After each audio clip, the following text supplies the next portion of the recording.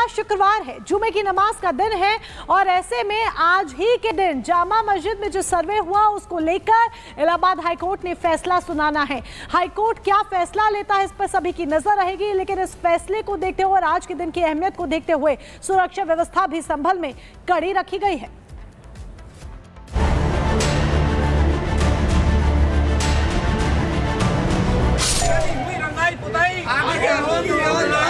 ये विरोध आगे होगी और नहीं, ये नारेबाजी अयोध्या हुई हमारी है, संभल के जामा मस्जिद की रंगाई पुताई को लेकर है। मुस्लिम पक्ष जामा मस्जिद के रंगाई पुताई करवाना चाहती है, वहीं हिंदू संगठन रंगाई पुताई का विरोध कर रहा है। वैसे एएसआई टीम रंगाई पुताई के लिए सर्वे कर चुकी है। अब आगे फैसला इलाहाबाद हाई कोर्ट को लेना है। कई शताब्दियों से हम इस पर रंगाई पुताई सजावट बिना किसी की परमिशन लिए कराते चले आए हैं। जब से एएसआई के अंडर में आई है शाही जामा मस्जिद, जब से लेकर आज तक एएसआई ने कभी कोई एतराज नहीं किया इस बात का कि आपने पुताई कैसे करा दी, रंगाई कैसे करा दी, पेंट कैसे करा दिया। हमें कभी जरूरत नहीं पड़ी थी। लेकिन अब 24 नवंबर की हिंसा को देखते हुए शहर में शांति और अमन बनी रहे, हमारे किसी स्टेप से कोई अनावश्यक विवाद पैदा ना हो, इसलिए हमने मुनासिब यही समझा कि इसकी पूरी परमिशन ले ली जाए। जब वहाँ से एएसआई से परमिशन नहीं मिली तब हम लोग जो है हाई कोर्ट गए, माननीय हाई कोर्ट, उसने हमारी बात को स्वीकार कर लिया है। इलाहाबाद हाई कोर्ट में सुबह 10 बजे सुनवाई शुरू होगी। रंगाई पुताई पर एएसआई अपना पक्ष रखेगा। कमेटी के तीनों सदस्य मौजूद रहेंगे। एएसआई की रिपोर्ट पर कोर्ट फैसला सुनाएगा। लेकिन हिंदू संगठन सवाल उठा रहे हैं कि मुस्लिम पक्ष जामा मस्जिद की पुताई क्यों करवाना चाहता है? क्या रंगाई पुताई से सबूत मिटाने की साजिश है? मामला कोर्ट में है तो रंगाई की जल्दबाजी क्यों? मुस्लिम पक्ष की माने तो रमजान की वजह से मस्जिद में वो रंगाई पुताई करवाना चाहते हैं, लेकिन असल वजह क्या है ये तो मुस्लिम पक्ष ही बता सकता है। लेकिन अब रंगाई पुताई का मामला इलाहाबाद कोर्ट के पास है। ऐसे में उम्मीद जताई जा रही है कि आज संभल जामा मस्जिद पर हाई कोर्ट से कोई बड़ा फैसला आ सकता है। Bureau report, Republic Bharat. और वैभव हमारे सहयोगी संभल से लाइव हमारे साथ जुड़े हुए हैं। वैभव, इलाहाबाद हाईकोर्ट आज अपना फैसला सुनाएगा, सर्वे को लेकर जानकारी चाहेंगे। कितने बजे ये केस लिस्टेड है, कितने बजे के आसपास जो फैसला है हाईकोर्ट का आ जाएगा? उधर सुरक्षा के मद्देनजर संभल में किस तरह के इंतजाम है, क्योंकि आपकी मौजूदगी संभल में भी है?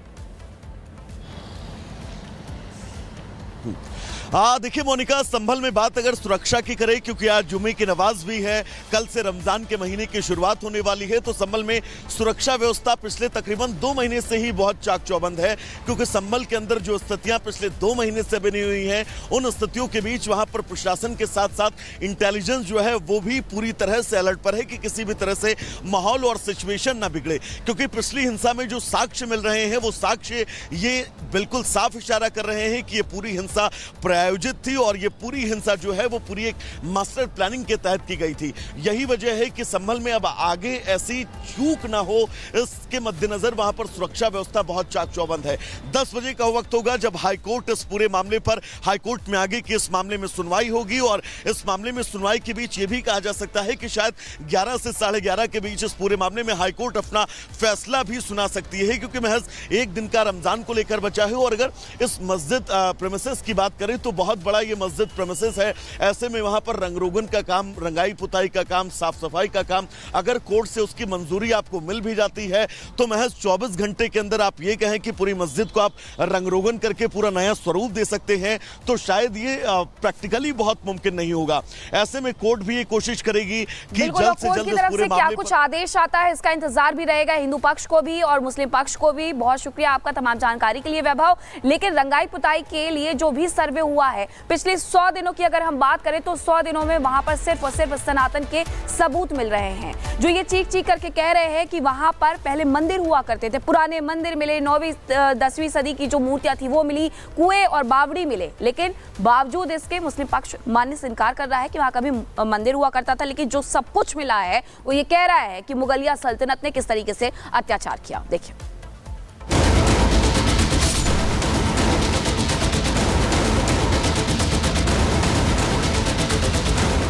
19 नवंबर 2024 पहला सर्वे, 24 नवंबर 2024 दूसरे सर्वे में हिंसा, 27 फरवरी 2025 रंग रोगन के लिए सर्वे।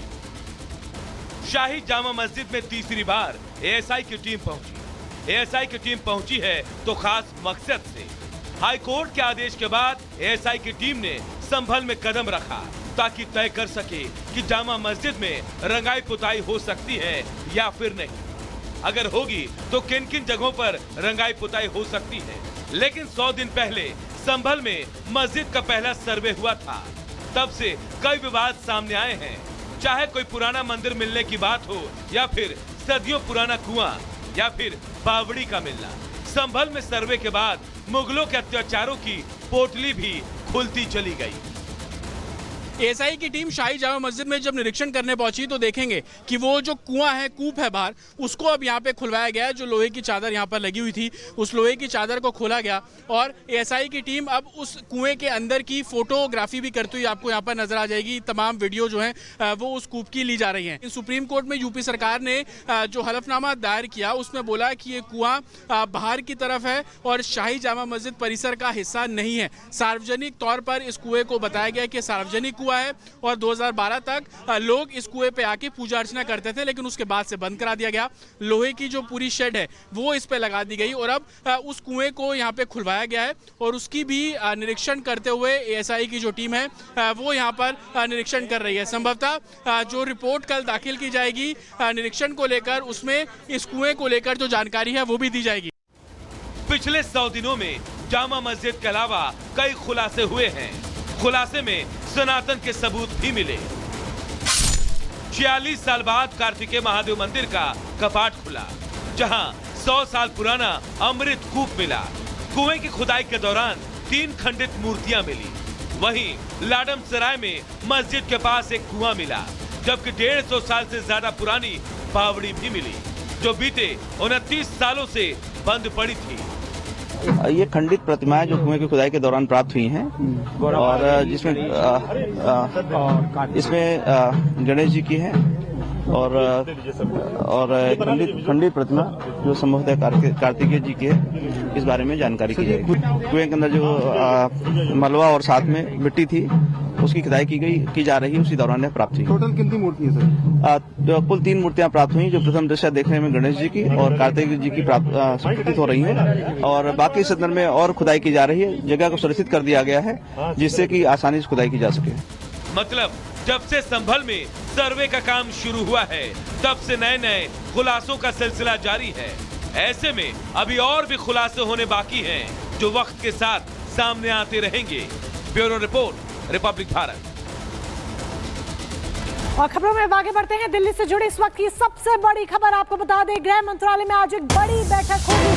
दिल्ली की कानून व्यवस्था को लेकर ये बड़ी बैठक होनी है, जिसमें सीएम रेखा गुप्ता भी शामिल होंगे। तो बड़ी जानकारी आप तक पहुंचा दें, दिल्ली की कानून व्यवस्था को लेकर ये बैठक होनी है। इस बैठक में चर्चा होनी है। गृह मंत्री अमित शाह की अध्यक्षता में ये बैठक होगी, जिसमें दिल्ली की सीएम रेखा गुप्ता, मंत्री आशीष सूद मौजूद होंगे। दिल्ली पुलिस कमिश्नर भी इसमें शामिल होंगे। सुबह 11 बजे ये अहम बैठक होगी गृह मंत्रालय में। तो बैठक में चर्चा होगी दिल्ली की कानून व्यवस्था को लेकर।